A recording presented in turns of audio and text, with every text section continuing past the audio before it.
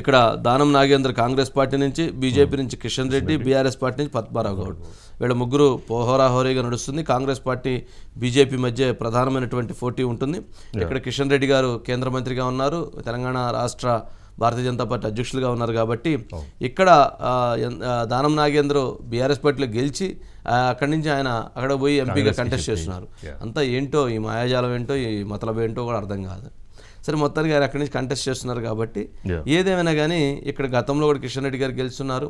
ఆయనకి ఎప్పుడు అక్కడ ప్రజలు ఎప్పుడు కూడా ఆయనకి మంచి ఎడ్జ్ ఇస్తూ ఉంటారు. మోదీ హావా ఎక్కువగా ఉన్నటువంటి పరిస్థితి కావడంతో ఈసారి కూడా కిషన్ రెడ్డి గారే స్వల్పమైనటువంటి మెజారిటీతో గెలిచేటువంటి అవకాశాలు కనపడుతున్నాయి. ఎందుకంటే ఎలక్షన్ అనేటువంటిది కొంచెం ఇక్కడ టఫ్ ఇదే చూడాలి. బట్ అయినా కానీ బీజేపీకి కొంచెం ఎడ్జ్ ఉండిద్ది.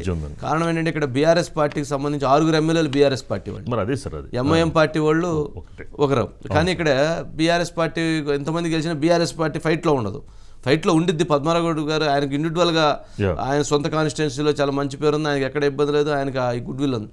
బట్ మిగిలిన కాన్స్టిట్యున్సీలోకి వచ్చేటప్పటికి ఆ స్థాయిలో ప్రభావితం చేసేటువంటి పరిస్థితి అక్కడ కనపట్టలేదు. మరి చూడాల్సినటువంటి అంశం. మరి పోల్ మేనేజ్మెంట్ మరి ఎవరు బాగా చేసుకుంటారు అనేటువంటిది కూడా ఇంపార్టెంట్.